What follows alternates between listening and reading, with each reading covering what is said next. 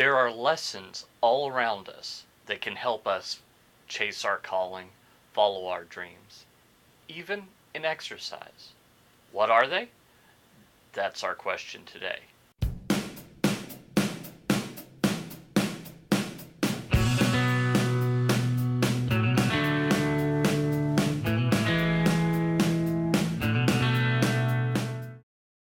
Hi, I'm Paul Allen Clifford with TrinityDigitalMedia.com, and I want you to consider some lessons that I've learned from doing something that, frankly, I hadn't done at all, and that is exercising. Now, a lot of people are always exercisers. They've done it for years and years and years. But for me, this is a new thing that I just started this past April. So just under a year ago. As I'm recording this, it's the middle towards the end of February. So not quite a year yet. But I've learned some things that have helped me as I'm chasing my calling, as I'm pursuing my dream. So let's talk about those 5 things, shall we? First off, I've learned that pain is temporary and it's not always bad. You see, we'd like to have a pain-free existence, but one thing that I've learned is sometimes you can't really choose not to have pain. You can only choose when you have pain. So stop and think about this for a moment. If I spend time exercising today, if I spend time going out for a run or lifting weights, could be that what I'm doing in actuality is I'm preventing a heart attack years down the road. Is a heart attack painful? Yeah. In fact, that's one of the symptoms that tells you, hey, I need to go to the doctor. I need to get this taken care of right now, is pain.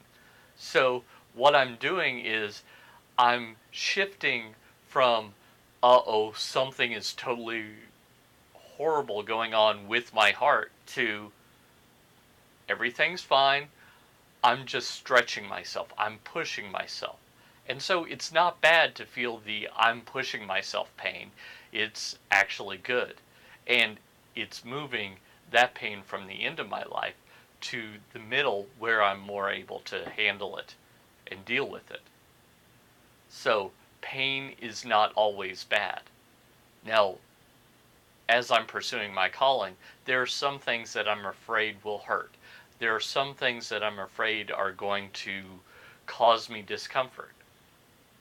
But maybe how I need to view those is that instead of there being these things that are causing me pain or discomfort, that I should choose to do the thing that I don't want to do so that I can do the thing that I do want to do. So, what do I mean? Perhaps I need to have a difficult conversation so that I can stay in business. Perhaps I need to make a pitch that I don't want to make so that I can keep doing this and do it without the financial pain or without the pain of knowing I'm doing things and just no one's paying attention. So that's lesson number 1. Sometimes pain is good. Lesson number 2, I can make time for what's really important.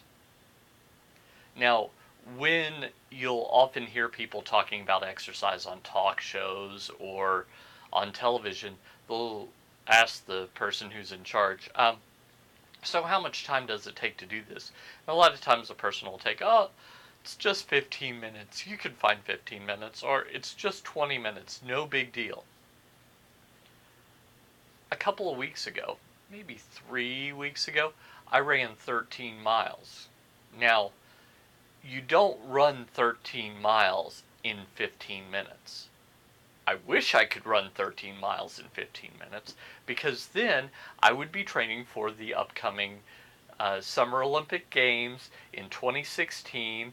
I'd be a big story because I'd be 42 and able to run 13 miles in 15 minutes, and people would just, it would just be amazing. But that's not the way that it works. It takes time. In fact, in that case, it took over 2 hours. But I found out something. I can find that time if I really want to. Now, does that mean that I always get to watch television? No. Actually, it means I don't watch as much television. And maybe that's a good thing. So, I can find time for things that are important. As I'm pursuing my calling, I can either do things online which really don't help me whatsoever, or I can find the time to do the important things. So that's number 2. I can find time. Number 3, I can do things that I didn't know that I could do. I mentioned running 13 miles. Back this time last year, I could not run 1 mile. So you might have taken math, you might have figured out that 13 is 13 times 1. So I could not run 1/13 of what I am capable of running today. That is kind of big. That's kind of a big deal that I can run so much more than I ever dreamed that I could. I was actually hoping that I could run a 5K, which is just over 3 miles. Now I'm training for a half marathon, just over 13. So do you see how I can do things that I didn't know that I can do? As I'm pursuing my calling, I can speak in front of a camera, I can speak in front of audiences, I can write books, I can do these things, and a few years ago I didn't know that I could do any of those things. So that's another valuable lesson, that I can do things that I didn't know that I could do. Number 4, taking time to take care of myself is not selfish. Think this is the example that's given most often, but I think that it's a great one.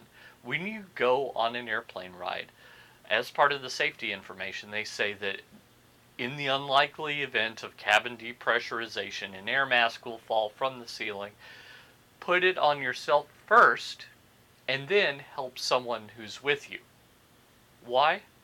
Because if you struggle to put it on, say, a small child, and you pass out before you're able to get it on that small child, neither of you get it.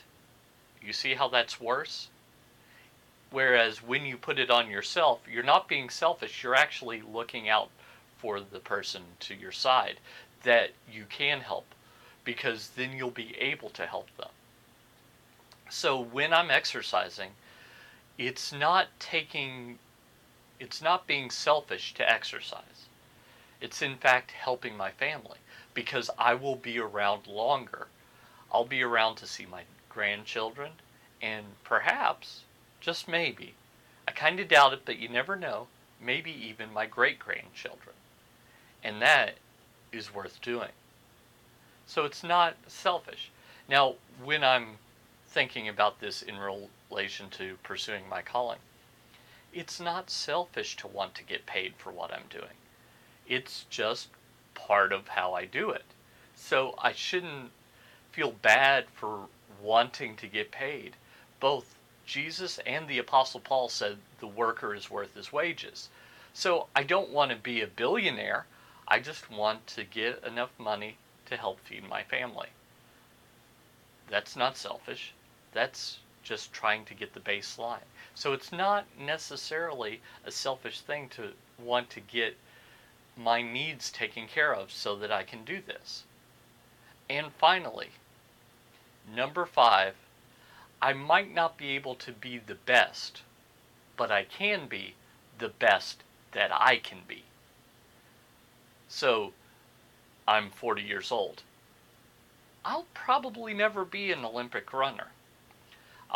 I'm lifting weights. I'll probably never be an Olympic weightlifter. Probably not. But, can I be the best that I can be? Yes, I can. Should I continue to work until I can get to be the best that I can be? Yes. Will I be Leo Laporte when I'm live streaming these trainings? Probably not.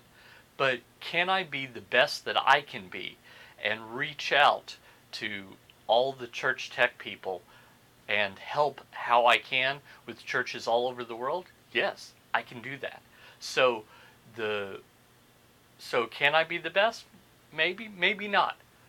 But I can be the best that I can be, and I can help all of you join me as we change eternity. Until next time, I'm Paul Allen Clifford with TrinityDigitalMedia.com.